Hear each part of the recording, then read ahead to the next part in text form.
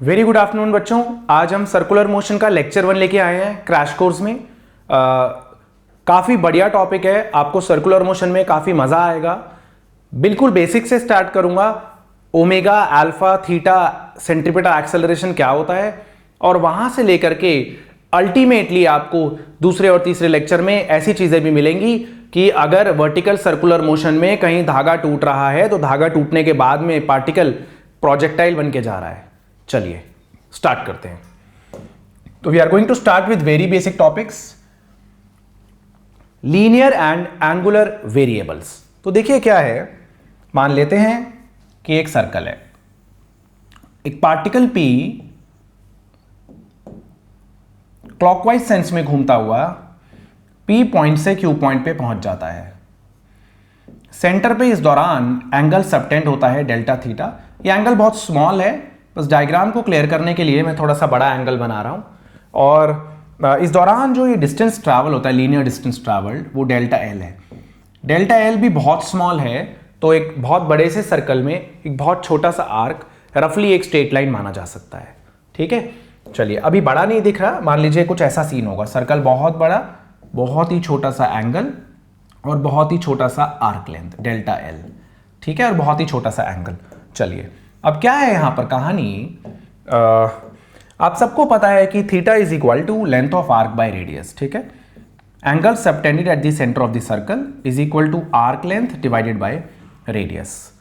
ठीक है, अब अगर हम यहां पर delta t time taken P से Q आने के टाइम से डिवाइड करते हैं तो delta theta divided by delta T आएगा delta L divided by delta T और 1/r। कितना एंगल कवर हुआ, कितने टाइम में कवर हुआ, ये एंगुलर वेलोसिटी कहलाती है। और linear distance upon time, linear velocity, this is v by r। So linear velocity v and angular velocity omega में ये रिलेशन होता है, simply v equals to r omega. Linear velocity and omega is the angular velocity. ये relation थोड़ा incomplete सा है, इसे और इत्मीनान से अभी हम देखेंगे कि लीनियर वेलोसिटी और एंगुलर वेलोसिटी में टेक्निकली क्या रिलेशन है। चलिए अब देखिए, अगर हम यहां पर वेलोसिटी को डिफरेंशिएट कर देते हैं तो देखिए क्या आने वाला है। अच्छा, ये जो वेलोसिटी है और वो वेलोसिटी हमेशा सर्कुलर मोशन में टेंजेंट के अलोंग होगी, तो इस वेलोसिटी को मैं vt बोल देता हूं। vt वेलोसिटी ऑब्वियसली वो टेंजेंट के अलोंग ही है, कोई नई बात नहीं थी।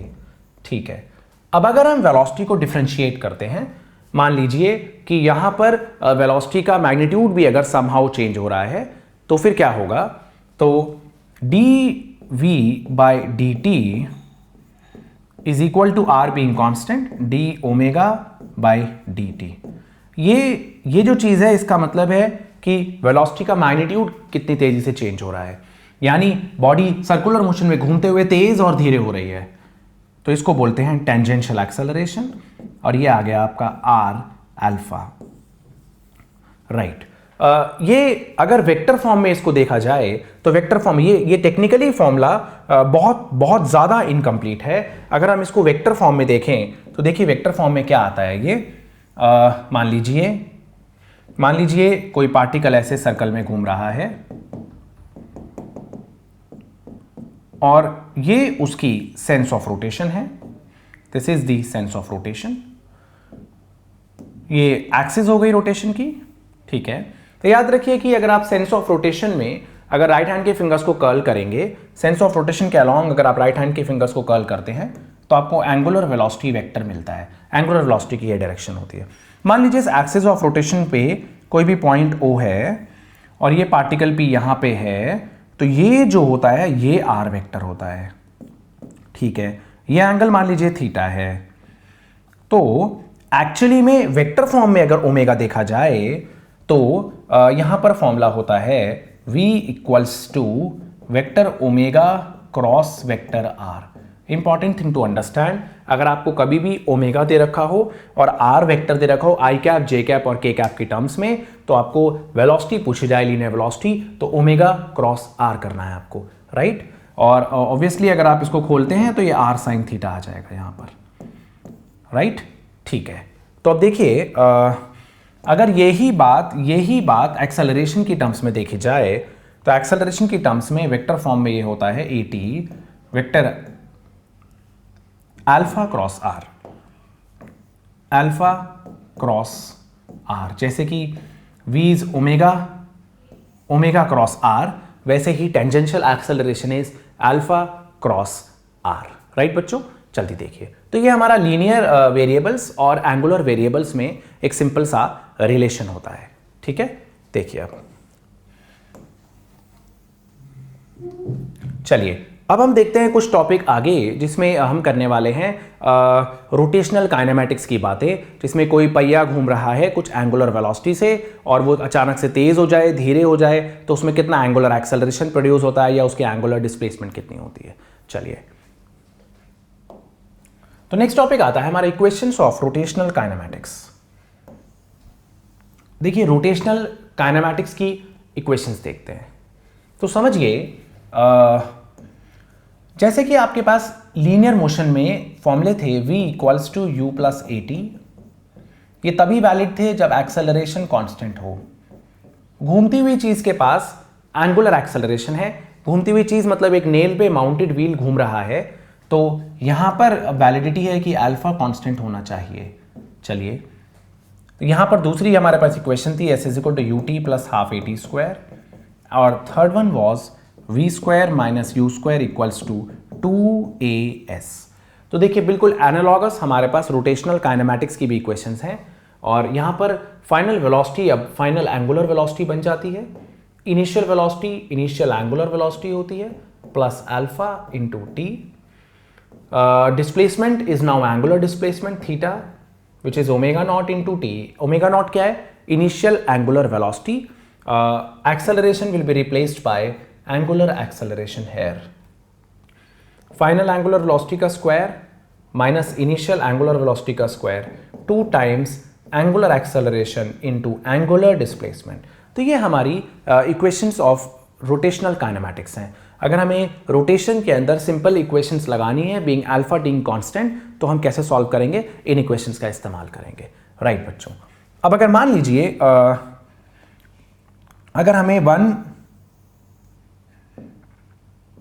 अगर मान लीजिए यहां पर एंगल डेल्टा थीटा कोई पार्टिकल घूम गया है और कुछ टाइम में, तो जो ओमेगा की एवरेज वैल्यू होती है वो होती है कितना एंगल कवर हुआ और डिवाइडेड बाय कितना समय लगा। किन्हीं भी दो थीटा की वैल्यूज का डिफरेंस डिवाइडेड बाय उन थीटा की वैल्यूज को कवर अप करने के लिए या वहां से वहां तक घूमने के लिए जो समय लगा है, राइट। अगर ये बात पूरी एक कंप्लीट सर्कल के लिए आ जाए तो आप ओमेगा को बोलते हैं। पूरा एक कंप्लीट सर्कल बनाने में जो एंगल सेंटर पे कवर होता है वो होता है 2 पाई divided by total time period, यहां पर कैपिटल टी रहेगा। यहां पर टोटल टाइम पीरियड आपका कैपिटल टी रहेगा। ओमेगा की यूनिट क्या होगी भाई? एंगल की यूनिट रेडियन, टाइम की unit second, radiance per second, ठीक है बच्चों। तो हमारे पास ये 3 बेसिक रोटेशनल काइनेमैटिक्स की इक्वेशन है। इन पे बहुत ही बेसिक 2-3 सवाल करने की कोशिश करते हैं। तो एक इक्वेशन है हमारी omega is omega not plus alpha T, दूसरी omega not T plus half alpha T square, और तीसरी omega square minus omega naught का square equals to 2 times alpha theta. ये कंडीशंस वैलिड तब हैं जब अल्फा इज अ कांस्टेंट, ठीक है। चलिए देखिए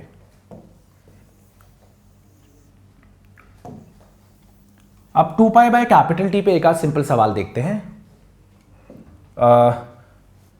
भाई क्या ज्यादा होता है, अर्थ की रोटेशन की angular velocity about its own axis, या फिर जो घड़ी का आर हैंड होता है, आर हैंड उसकी angular velocity, right. So which is greater omega of rotation of अर्थ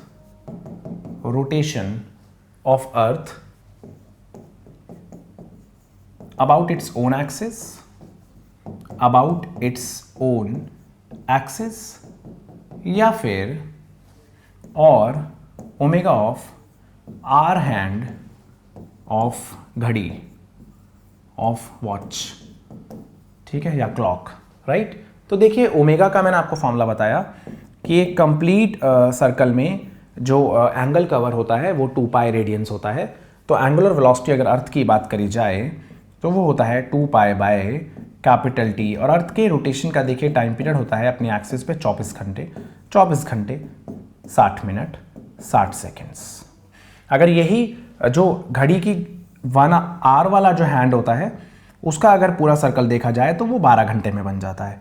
तो अगर क्लॉक की बात करी जाए तो वो 12 घंटे में बन जाता है, 2 पाई बाय 12 घंटे 60 मिनट 60 सेकेंड, राइट। तो घड़ी का जो आर हैंड है उसकी एंगुलर वेलोसिटी डेफिनेटली ज़्यादा है अर्थ की एंगुलर वेलोसिटी से, क्योंकि घड़ी का जो आर हैंड होता है वो 12 घंटे में सर्कल कंप्लीट कर रहा है, लेकिन अर्थ की जो रोटेशन है वो 24 घंटे में कवर अप हो रही है, राइट। तो टाइम इसमें आधा लग रहा है, तो एंगुलर वेलोसिटी ऑब्वियसली डबल होने वाली है, राइट बच्चों, प्लीज नोट करिए।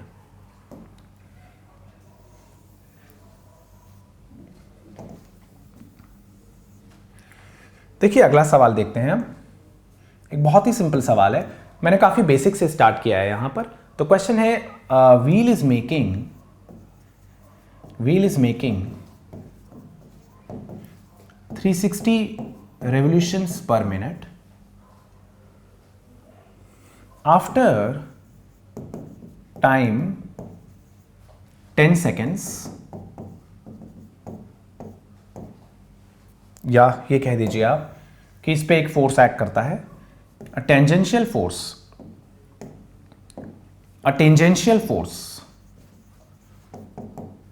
acts on the wheel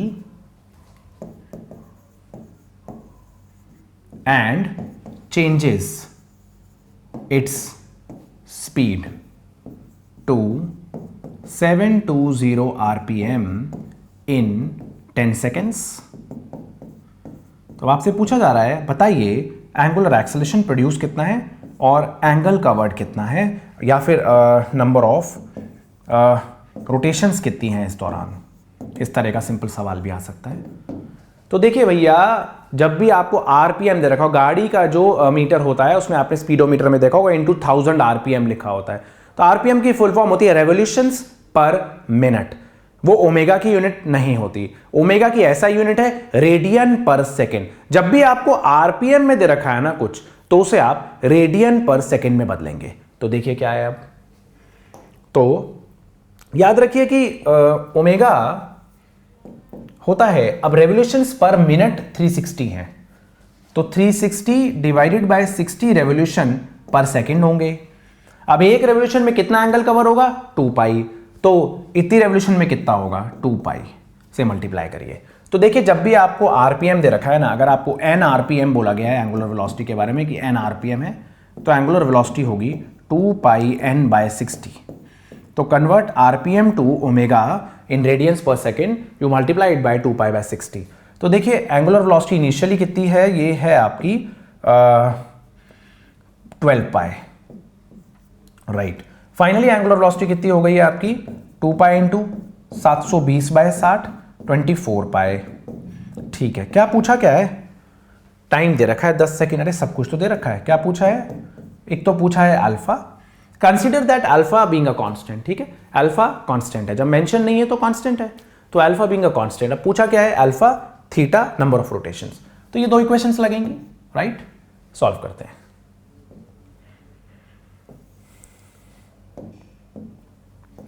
चलिए, तो हमारे पास सब कुछ आ ही गया है, क्वेश्चन रब कर देते हैं फिलहाल के लिए।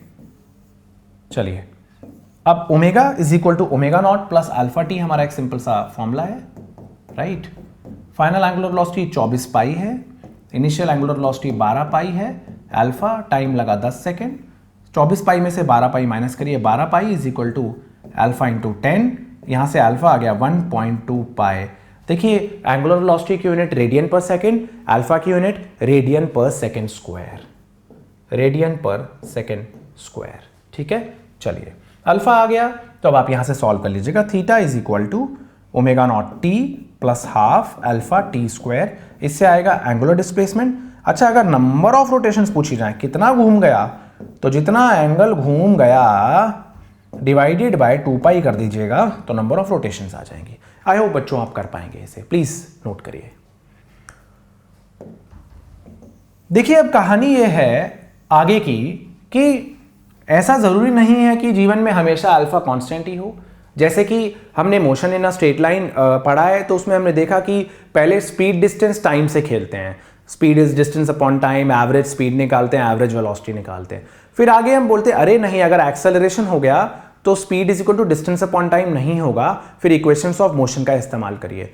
फिर हम आगे बढ़ते हैं नॉन यूनिफॉर्मली एक्सेलरेटेड मोशन पे, और हम फिर कहते हैं कि अगर एक्सेलरेशन समहाउ समय के साथ बदलने लग गया तो फिर कैलकुलस का हथियार यूज करना पड़ेगा। तो यहां पर भी अब alpha, if alpha is not constant, एक ही क्वेश्चन कराऊंगा सिंपल सा, if alpha is not constant, alpha constant नहीं है, then we use calculus, right. Just like आपने लीनियर मोशन में किया है कि डिस्प्लेसमेंट को डिफरेंशिएट किया जब आपने टाइम के रिस्पेक्ट में, with respect to time you got instantaneous velocity, और इंस्टेंटेनियस वेलोसिटी को जब डिफरेंशिएट किया with respect to time then you got instantaneous acceleration.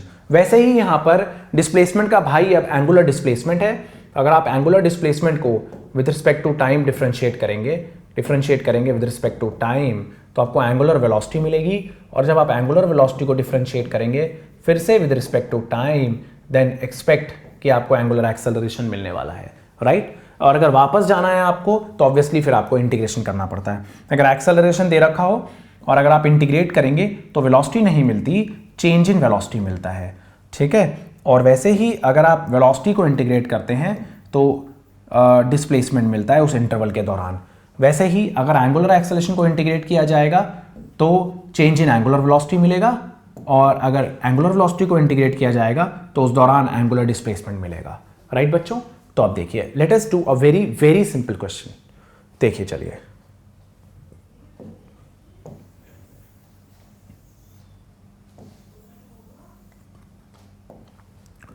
पहला क्वेश्चन ये है आपका कि मान लीजिए alpha is not a constant, T square plus 3 alpha की वैल्यू है। भाई साहब टाइम के साथ एंगुलर एक्सेलरेशन बदल रहा है, बदल सकता है, उससे कोई मना कर रहा है क्या? नहीं। इनिशियली एंगुलर वेलोसिटी 0 है, t इक्वल टू 0 पे जिस भी पहिए पे वो एक्ट कर रहा है उसकी एंगुलर वेलोसिटी 0 है। अब at t equal to 2 second पे बताइए उसकी एंगुलर वेलोसिटी कितनी होने वाली है। t इक्वल टू 2 सेकेंड पे एंगुलर वेलोसिटी कितनी होने वाली है। तो भैया इन तीनों में से कौन सी इक्वेशन यूज करें?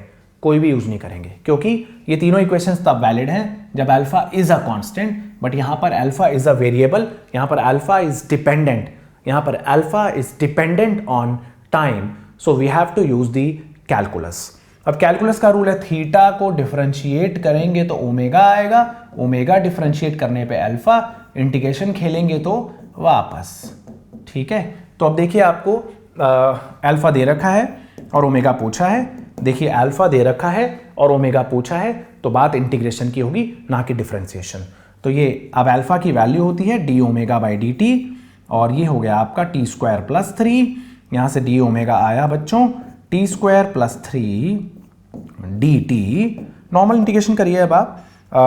ओके, वेरिएबल बाउंड्री कंडीशंस दे रखी है, इनिशियल एंगुलर वेलोसिटी 0 जब टाइम 0, फाइनल एंगुलर वेलोसिटी पूछी है जब टाइम 2 सेकेंड है, परफेक्ट है। डी ओमेगा का इंटीग्रेशन, ओमेगा इंटीग्रेशन की लिमिट 0 से ओमेगा तक, और टी स्क्वायर का इंटीग्रेशन टी क्यूब बाई 3, और 3 का इंटीग्रेशन 3t, टाइम इंटरवल 0 से 2 तक, upper limit minus lower limit करिए, 2 cube by 3 plus 3 into 2 -0 radian per second is your answer.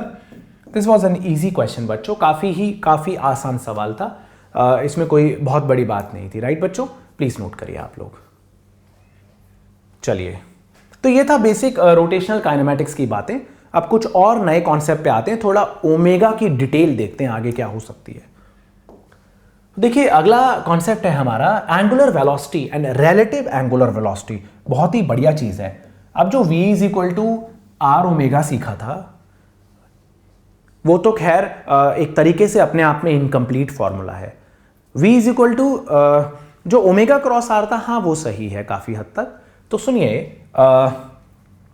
Example के तौर पे हम देखते हैं कि how do we calculate omega of the rod. अगर किसी चीज को हम कोई वेलोसिटी दे रखी है किसी पॉइंट पे लीनियर वेलोसिटी, तो कोई चीज कितनी वेलोसिटी से घूमने वाली है। ओके, चलिए वो देखते हैं। और फिर हम कुछ रिलेटिव एंगुलर वेलोसिटी की बातें भी सीखेंगे। तो this is a wonderful concept, very easy, very important for neat and very interesting. देखिए एक रॉड है, इस पॉइंट पे यहां पर माउंटेड, इस नेल पे माउंटेड है, it can rotate about this axis. इस ए पॉइंट की वेलोसिटी आपने समहाउ ए पॉइंट को ऐसे हिट किया, उंगली से ऐसे खटाक 20 मीटर पर सेकंड से खटाक किया तो रॉड घूम जाएगा। अरे भैया घूमेगा तो घूमने की कुछ वेलोसिटी होगी ना, एंगुलर वेलोसिटी, वही पूछ रहे हैं कितनी है बता दो। तो देखिए याद से देखिए, ध्यान से देखिए यहां पर आप जरा, अगर हम मान लेते हैं कि इस तरह से कर्वीलिनियर मोशन होता है इस रॉड का, ठीक है, इस रॉड पे एक पॉइंट का, तो वेलोसिटी के देखिए दो कंपोनेंट होने वाले हैं यहां पर, एक ये कंपोनेंट और एक ये वाला कंपोनेंट, ठीक है। चलिए अब मुद्दा ये है कि this angle is 30 degree, this is going to be 30 degree, ठीक है। तो वेलोसिटी के दो कंपोनेंट हैं, एक वो जो रेडियस वेक्टर के पैरेलल है, जो इसी एक्सिस से अगर उसको खींचे तो पास कर रहा है, और एक जो रेडियस वेक्टर के परपेंडिकुलर है। जो परपेंडिकुलर वाला कंपोनेंट है वो है v sin 30 डिग्री, जो कि है यहां पर 20 sin 30 1/2, जो कि है यहां पर 10। अब आप कहेंगे sir v equal to r omega तो फॉर्मूला होता है ना, तो भैया v is equal to r omega अपने आप में बढ़िया फॉर्मूला नहीं है। अब ओमेगा का फॉर्मूला v बाय आर होता है, ये हम सब जानते हैं, लेकिन वेलोसिटी कौन सी ली जाएगी यहां पर? ये रॉड जो घूमेगा उसकी कुछ एंगुलर वेलोसिटी होगी, I am very sure about it. आप भी जानते हैं कि रॉड को ऐसे ऐसे हिट करेंगे तो घूमेगा ही घूमेगा, है ना। अब जैसे यहां पर मैंने अपने मार्कर को ऐसे हिंच करके ऐसे हिट किया तो घूम ही गया, तो वो कितनी एंगुलर वेलोसिटी से घूमेगा, उसका फॉर्मूला v बाय आर है। वेलोसिटी कौन सी ली जाए? 20 पैरेलल कंपोनेंट जो कि v cos थीटा है, 20 cos 30 डिग्री है, या फिर वो लिया जाए जो परपेंडिकुलर कंपोनेंट है। तो याद रखिए omega is v by r formula एक तरीके से इनकम्प्लीट था, लेकिन यहां पर वेलोसिटी अगर आप लेते हैं वो कंपोनेंट वेलोसिटी का जो रेडियस वेक्टर के परपेंडिकुलर है, तो ये फॉर्मूला बिल्कुल करेक्ट हो जाएगा, ठीक है। तो अब देखिए, वैसे भी आप देखिए v था आपका वेक्टर ओमेगा, चलिए छोड़िए, क्रॉस प्रोडक्ट को छोड़ देते हैं, क्यों इतना कॉम्प्लिकेटेड करें, हम सिंपल सीख चुके हैं तो सिंपल ही करते हैं, राइट। तो देखिए ये हो गया आपका v परपेंडिकुलर, तो वो कंपोनेंट परपेंडिकुलर वाला क्या है 10 डिवाइडेड बाय, ठीक है, ये भी 10, ठीक है, r वेक्टर भी, परपेंडिकुलर डिस्टेंस भी 10, तो इन दोनों को कैंसिल आउट करते हैं, सीधे सीधे 1 रेडियन पर सेकेंड आया। तो मैंने काफ़ी आसान तरीके से आपको सिखाया ये ओमेगा निकालने का तरीका। अच्छा चलिए एक और देखते हैं क्वेश्चन। एक ही पर्सन की दो एंगुलर वेलोसिटीज भी हो सकती हैं अलग अलग पॉइंट्स के हिसाब से, अलग अलग पॉइंट्स के रिस्पेक्ट में। देखिए जैसे कि यहाँ पर एक पर्सन था, वो ए पॉइंट से बी पॉइंट भाग गया कुछ समय में, ठीक है, तो उसकी angular velocity with respect to a point on the circumference कितनी है? सर्कमफ्रेंस पे मान लीजिए एंगल कवर हुआ थीटा, तो ये एंगल थीटा अपॉन जो भी उसको कवर करने में टाइम लगा। अच्छा अगर आपको पता है कि angle subtended at the centre is double the angle subtended at the circumference, तो यहाँ पर डबल एंगल कवर हुआ, तो ये जो पर्सन है इसकी एंगुलर वेलोसिटी सर्कमफ्रेंस के एक पॉइंट के हिसाब से तो ओमेगा सी है या ओमेगा है। लेकिन अगर यही आप देखें तो वो पर्सन सेंटर पे एंगल उतने ही समय में 2 थीटा कवर कर रहा है, तो अगर आप ओ पॉइंट के रिस्पेक्ट में देखेंगे तो ये वेलोसिटी डबल है, राइट। तो पर्सन ए से बी गया है, अगर आप ये देखते हैं कि सी पॉइंट के हिसाब से उसके एंगुलर वेलोसिटी ओमेगा है, तो सेंटर पे उसने उतने ही समय में एंगल डबल कवर किया है, डबल सबटेंड किया है, तो एंगुलर वेलोसिटी फिर 2 टाइम्स ओमेगा होगी। चलिए ये देखते हैं एक सिंपल सा क्वेश्चन। मान लीजिए एक पार्टिकल v1 वेलोसिटी से जा रहा है और एक पार्टिकल v2 से जा रहा है, और इनको घूमने में टाइम पीरियड लग रहा है t1 और t2। अब आपसे कह रहे हैं बताइए पार्टिकल 2 की एंगुलर वेलोसिटी क्या होगी रिलेटिव टू पार्टिकल 1। पार्टिकल 2 की angular velocity relative to particle 1, तो देखिए रिलेटिव वेलोसिटी का तो वही फॉर्मूला रहेगा, पार्टिकल 2 की relative angular velocity with respect to particle 1 is particle 2 की एंगुलर वेलोसिटी माइनस पार्टिकल 1 की एंगुलर वेलोसिटी, यही फॉर्मूला होता है, VAB is VA minus VB। अब एंगुलर वेलोसिटी का फॉर्मूला कंप्लीट सर्कल के टाइम पे हम जानते हैं वो है 2 पाई बाय t1, और ये है 2 pi bye t2। t2 time लग रहा है पार्टिकल 2 को सर्कल बनाने में, t1 टाइम लग रहा है पार्टिकल 1 को सर्कल कवर अप करने में। चलिए इसको हम 2 पाई बाय कैपिटल T के इक्वल रख देते हैं और कुछ गायब कर देते हैं, गायब हो गया। अब एलसीएम ले लेते हैं, यहां से 1/t आया t1 minus t2 divided by t1 plus t2। यहां से कैपिटल T आया t1 into t2 divided by t1 minus t2 definitely. ठीक है, यस इट इज। तो मुद्दा क्या है अब, ये t क्या है, t क्या है, ये है time taken by particle to complete the circle relative to particle 1। Time taken by particle 2 to complete the जो भी सर्कल relative to particle 1। देखिए आप जैसे कि relative velocity निकालते थे वैसे ही relative angular velocity निकालनी है, ω2 माइनस ω1। पार्टिकल 2 के एंगुलर वेलोसिटी पार्टिकल 1 के रिस्पेक्ट में क्या होगी, पार्टिकल 2 के एंगुलर वेलोसिटी माइनस पार्टिकल 1 की एंगुलर वेलोसिटी। अब आपको पता है कि फॉर्मूला 2π/t था तो वो पुट कर दीजिए। राइट बच्चों, नोट करिए प्लीज।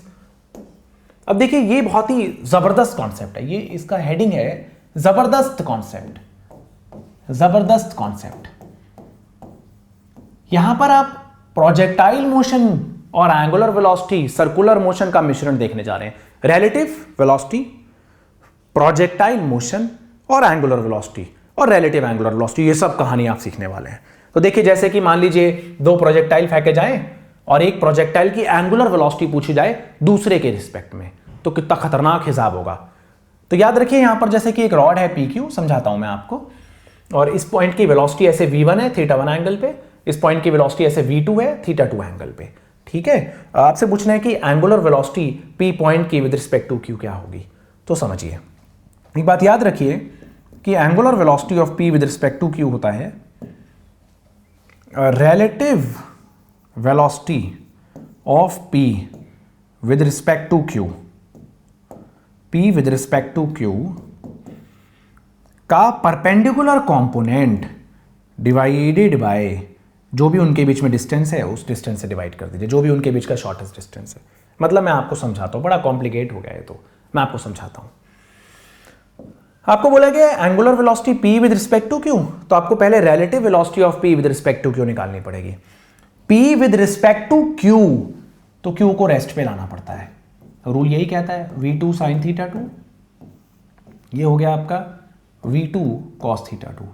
तो Q को आप रेस्ट पे ले आइए। Relative velocity of P with respect to Q करना है तो आपको Q को रेस्ट पे लाना है। देखिए ये P की अपनी वेलोसिटीज हैं, V1 cos θ1 और V1 sin θ1। ठीक है जी, बिल्कुल ठीक है। Q को रेस्ट पे लाइए तो कैसे लाएंगे, इसके ऑपोजिट एक वेलोसिटी लगाइए सेम V2 cos θ2।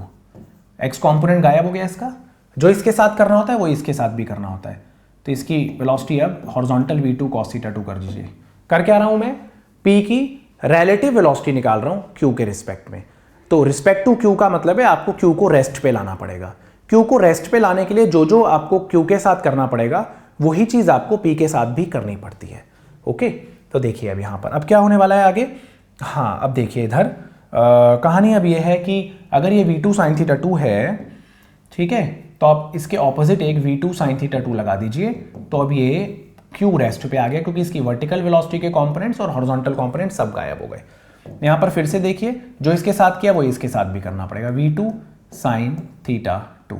राइट बच्चों, आई होप क्लियर हुआ आपको। अब सुनिए, अब आप हॉरिजॉन्टल कंपोनेंट को भूल जाइए क्योंकि आपको relative velocity of P with respect to Q चाहिए, जो कि ये है।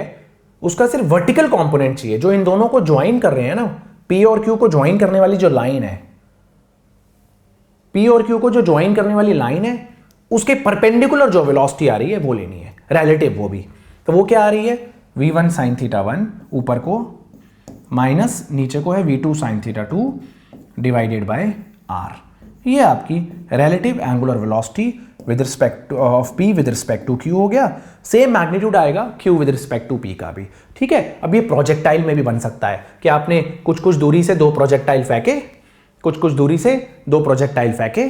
ठीक है, अब आप उनके बीच की दूरी आपको गिवन है तो अब आप उनकी रिलेटिव वेलोसिटी निकाल लीजिए या उनकी रिलेटिव वेलोसिटी का परपेंडिकुलर कंपोनेंट निकाल दीजिए। कौन सा कंपोनेंट? जो लाइन जॉइनिंग दी पार्टिकल्स है उसके परपेंडिकुलर जो वेलोसिटीज हैं वो रिलेटिव चाहिए आपको, उसका कंपोनेंट चाहिए, राइट?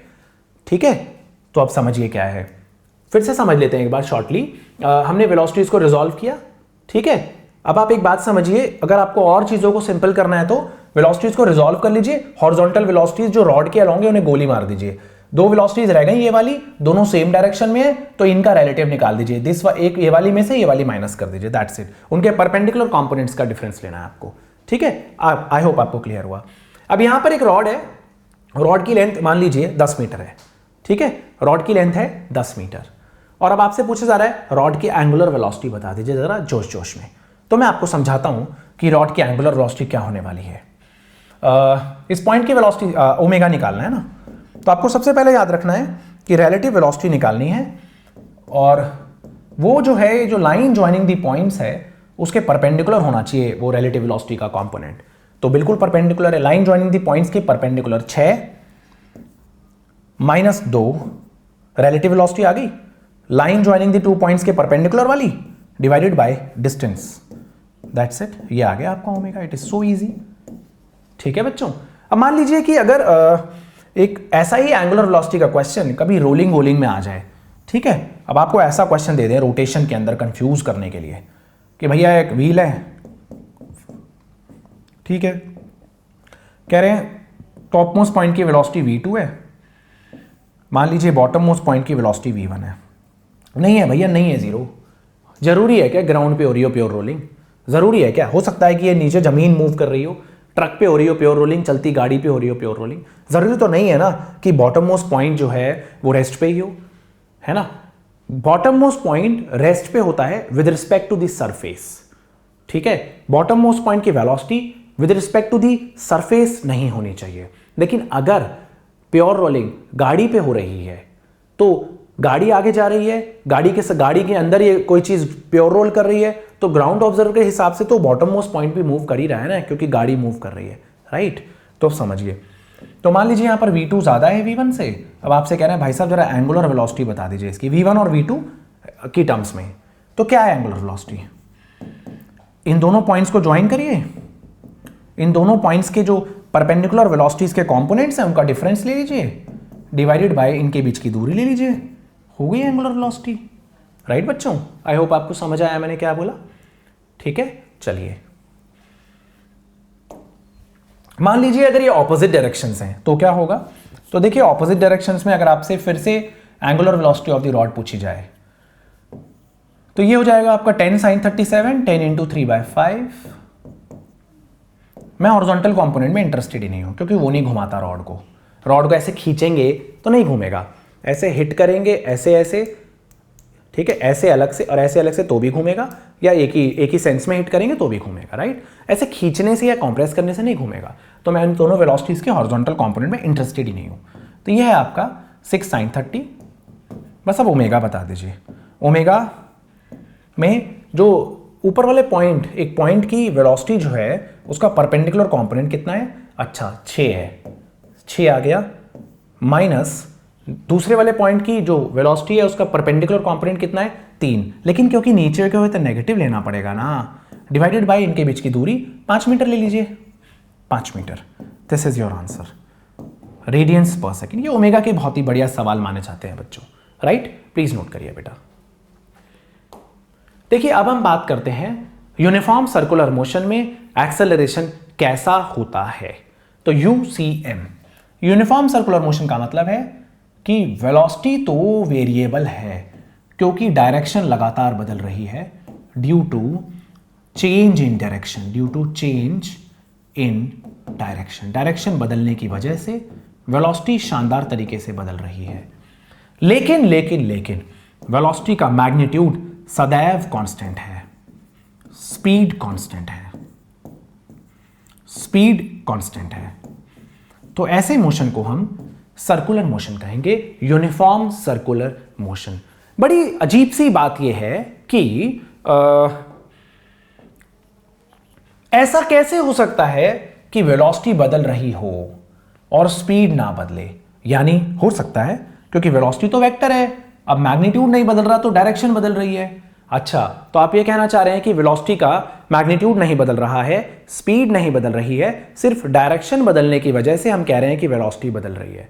अच्छा, वेलोसिटी अगर बदल रही है तो किसी तरह का एक्सेलरेशन भी होगा, क्योंकि वेलोसिटी बदलने का मतलब ही एक्सेलरेशन है, यानी मोशन एक्सेलरेटेड है।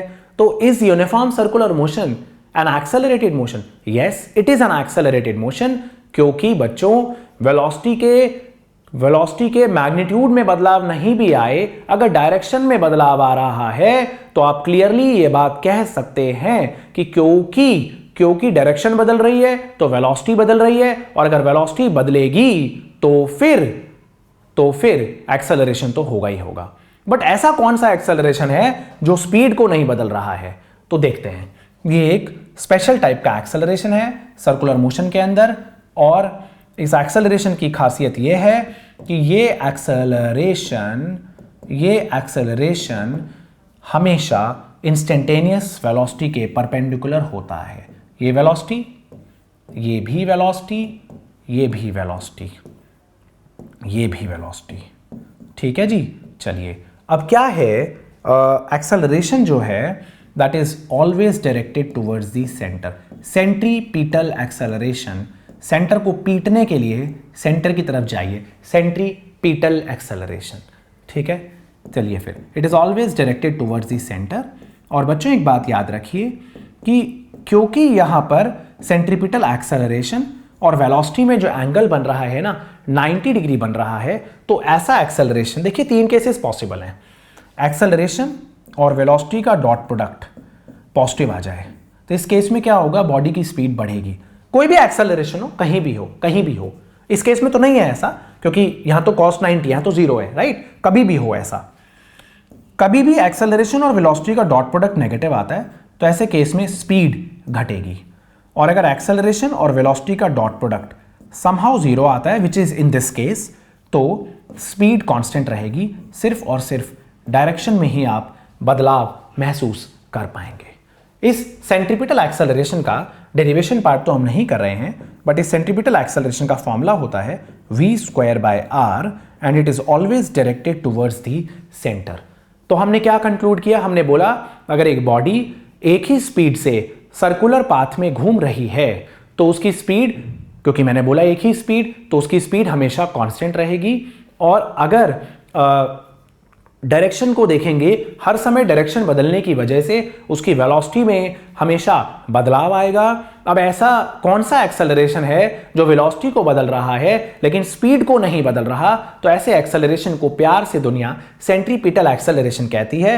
It is always directed towards the centre, और सेंट्रीपिटल एक्सेलरेशन और वेलोसिटी का डॉट प्रोडक्ट 0 होता है। तो याद रखिए कि ये सेंट्रीपिटल एक्सेलरेशन कभी भी, सेंट्रीपिटल एक्सेलरेशन की वजह से पावर डिलीवर्ड, देखिए a डॉट वी है ना, अब AC यहाँ AC लिख दिया, चलिए मैंने, या चलिए A लिख दिया।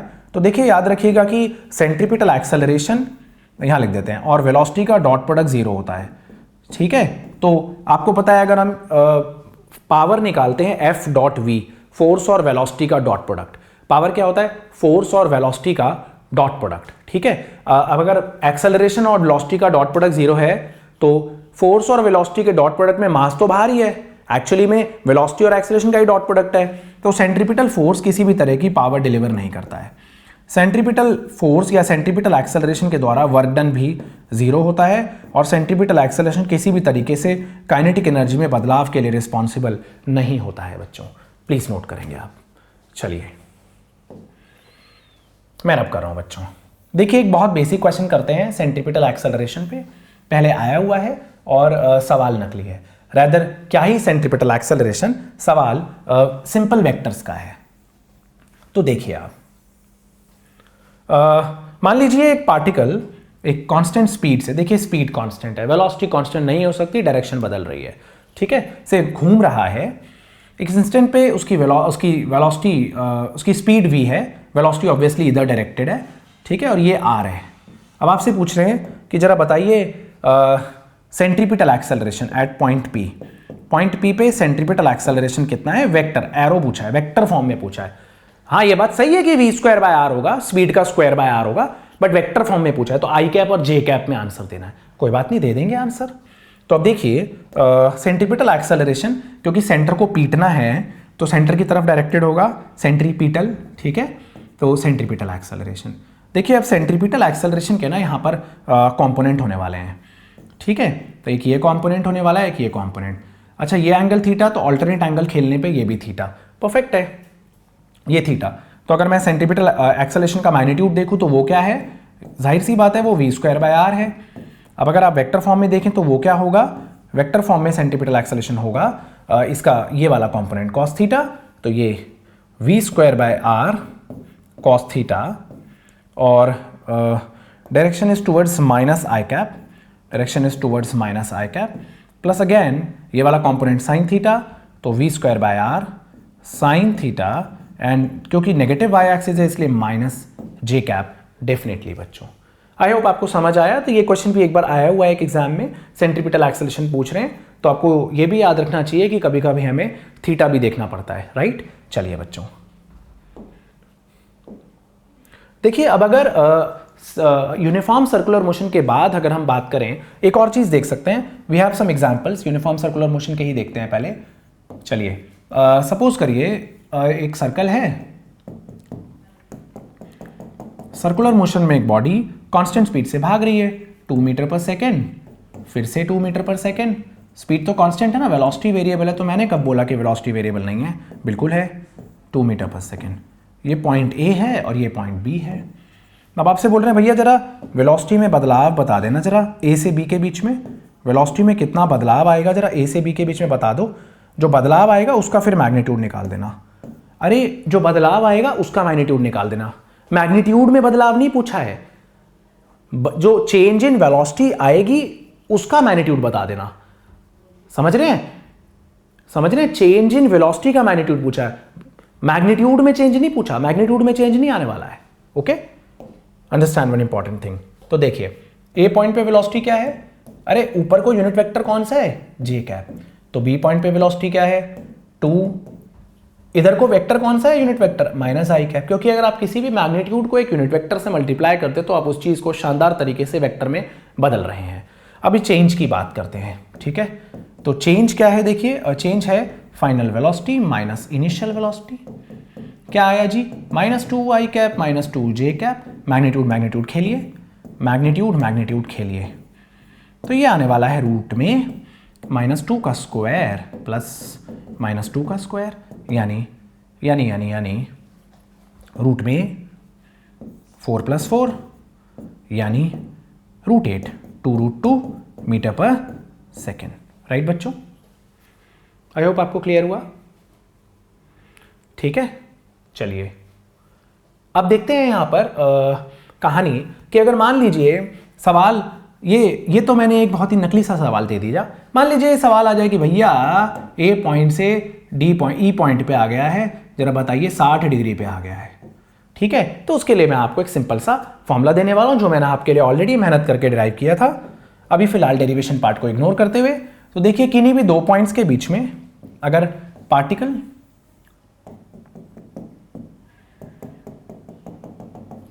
किसी भी पॉइंट P से किसी भी पॉइंट Q तक जाता है, obviously moving with constant speed, और एंगल थीटा सबटेंड होता है सेंटर पे, तो चेंज इन वेलोसिटी का मैग्नीट्यूड आता है, अरे मैग्नीट्यूड में चेंज नहीं, चेंज इन वेलोसिटी का मैग्नीट्यूड, तो उसका फॉर्मूला आता है 2v sin ऑफ θ/2।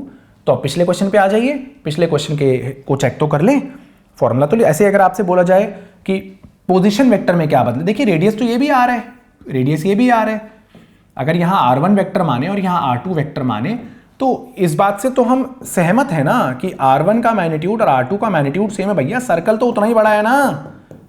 तो अगर आपसे बोला जाए पोजीशन वेक्टर में कितना बदलाव आएगा, तो उसका फॉर्मूला होता है 2r sin θ/2, ठीक है जी। तो अब देखिए, चलिए पिछले क्वेश्चन पे देख तो लें कि लग भी रहा है फॉर्मूला या नहीं।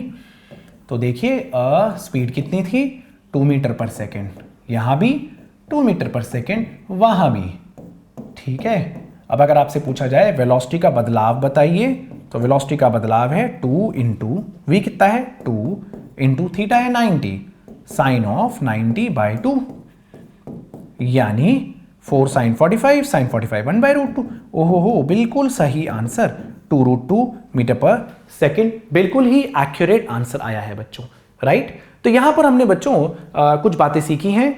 एक बात ये कि यूनिफॉर्म सर्कुलर मोशन में speed constant, velocity variable, direction बदलने की वजह से ऐसा एक शानदार एक्सेलरेशन जो होता है, जो ऐसा काम कर सकता है, उसे हम सेंट्रीपिटल एक्सेलरेशन कहते हैं। अब अगले लेक्चर में हम क्या करने वाले हैं, अगले लेक्चर के अंदर हम देखने वाले हैं कि अगर कोई चीज सर्कल में घूम रही है और उसकी स्पीड भी बढ़ रही है, जैसे कि आप एक सर्कुलर टर्न लेते हुए थोड़ा सा स्कूटी को स्लो कर देते हैं और या फिर ब्रेक लगा देते हैं, या कुछ लोग और जानबूझ के तेज कर देते हैं, तो अगर स्पीड भी बदले तो एक और एक्सेलरेशन एक्ट करेगा, टेंजेंशियल एक्सेलरेशन। तब उस केस में नेट एक्सेलरेशन कैसे निकलेगा, फिर हम डिस्कस करेंगे अगली क्लास में कि साइक्लिस्ट क्यों बेंड होता है, एक लेवल कर्व्ड रोड पे सेफ लिमिट क्या होती है स्पीड की, why do we bank the curved road, ठीक है, कोनिकल पेंडुलम का क्या सीन है, एक कॉनकेव ब्रिज और एक कॉन्वेक्स ब्रिज को अगर गाड़ी क्रॉस करती है तो नॉर्मल रिएक्शन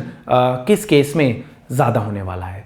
तो और उसके बाद एक कॉन्सेप्ट करेंगे लास्टली हम वर्टिकल सर्कुलर मोशन, जिसमें हमने बॉडी को वर्टिकली घुमाया तो हर पॉइंट पे स्पीड अलग होगी, और उसका मैं आपको नेक्स्ट लेक्चर में एक जबरदस्त वाला शॉर्टकट देने वाला हूं। राइट बच्चों, थैंक यू सो मच।